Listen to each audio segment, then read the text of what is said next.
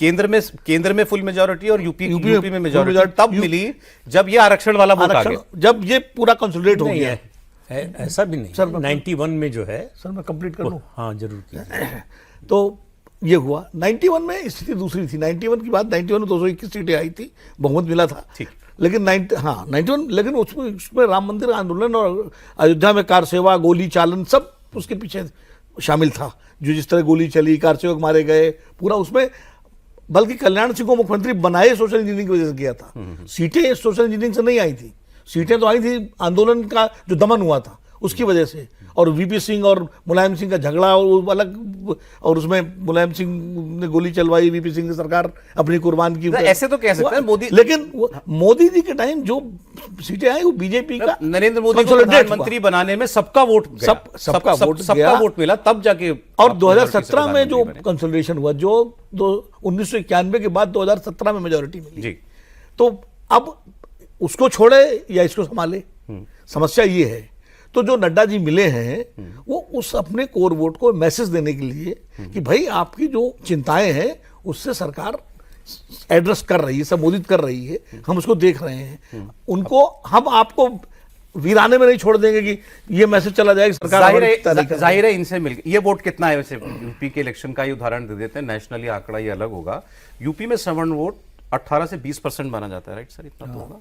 इसमें ब्राह्मण वोट 9 से 10%, राजपूत ठाकुर वोट 5 से 7%, वैश्य भूमिहार काया सदर्स मिलाकर के 4% ये वोट माना जाता है। 18 to 20% बहुत बड़ा ब्लॉक है, सबसे बड़ा है यूपी में।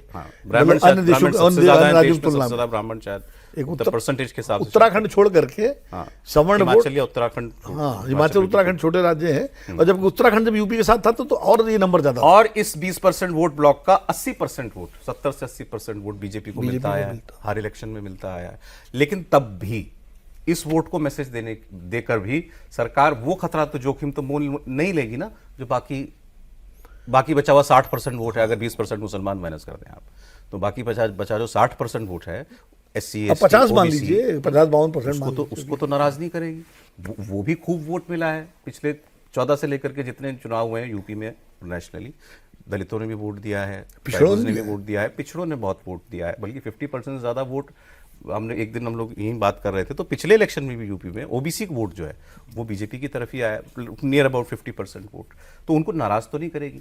फिर इनसे मिलकर के करना क्या है? अब मैं तंज में कह रहा हूँ, लिटरली ना कोट कर दे, पुचकार के छोड़ देना है या कुछ मानना भी है इनकी? क्या हो गया सर, सुन रहे हैं कि इतना आपके समझाने के बावजूद ये नहीं समझ रहे हैं कि क्या समझाना है। इसमें 2-3 चीज़ सौरभ क्लैरिटी रखी है कि ये एक धारणा है जो कि गलत धारणा है कि फॉरवर्ड बीजेपी का कोर वोट रहा है। ठीक, जनसंघ जब बना ना, तो जनसंघ की जो सबसे बड़ी ताकत हुआ करती थी वो यादव कम्युनिटी के ताकत हुआ करते थे। उनके एमपीज का नाम फॉरवर्ड तो आप देखें तो कांग्रेस, जैसे ब्राह्मण के फर्स्ट चॉइस क्या था, तो कांग्रेस हुआ करता था। बीजेपी के नेताओं की लिस्ट आप उठा के देखें तो आपको कई उसमें पिछड़े कम्युनिटी के नेता दिखेंगे।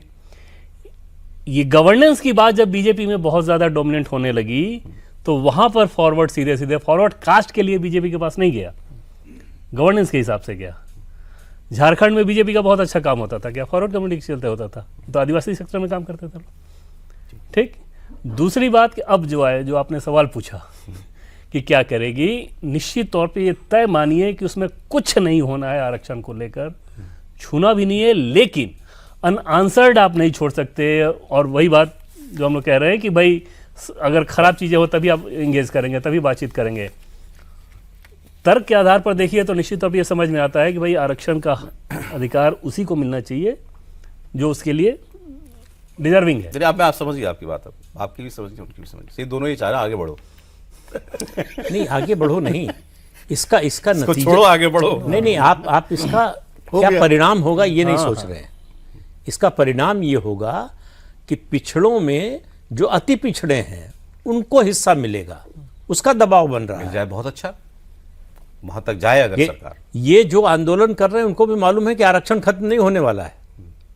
वो ज्यादा से ज्यादा आंदोलन करके क्या कर सकते हैं, बीजेपी की सरकार गिरा सकते हैं, हटा सकते हैं, हरा सकते हैं। तो क्या जो आएगा वो आरक्षण खत्म कर देगा? ठीक बात है। तो ये उन लोगों को भी मालूम है, तो उसमें वो खोजने की कोशिश कर रहे हैं कि क्या सुधार हो सकता है, जो स्थिति है उससे क्या बेहतर हो सकता है। तो मेरा मानना है कि अगर समझदारी से जो लोग आंदोलन कर रहे हैं समझदारी होती तो ये पिछड़ा अगड़ा बनाने की बजाय पिछड़ों की लड़ाई, अपनी लड़ाई की बजाय अति पिछड़ों की लड़ाई बनाते कि हम तुम्हारे हक के लिए लड़ रहे हैं, तुम्हें जो है 75 साल से वंचित किया जा रहा है। अभी बीजेपी के एक प्रवक्ता साहब ने वीडियो बनाया था, आपने देखा होगा, बिहार के हैं डॉक्टर साहब अजय आलोक, हाँ काफी वायरल हो गया वीडियो। तो उन्होंने कहा कि ये मैं अपनी निजी तौर पर वीडियो बना रहा हूँ, पार्टी से इसका संबंध नहीं है। उन्होंने कहा मैं फॉरवर्ड कास्ट से आता हूँ, तो मैं फॉरवर्ड कास्ट वालों से कह रहा हूँ कि तुम क्यों किसी और की लड़ाई लड़ रहे हो? तुम कौन होते हो ये बोलने वाले कि वो उनकी कास्ट में इसको रिप्रेजेंटेशन मिल रहा है, उसको मिल रहा है आरक्षण का लाभ, उसको नहीं मिल रहा। ये आवाज वहां से आने दो, आप इसको अपनी लड़ाई क्यों बना रहे हैं? नहीं, अपनी लड़ाई नहीं लड़नी चाहिए कि हमको चाहिए।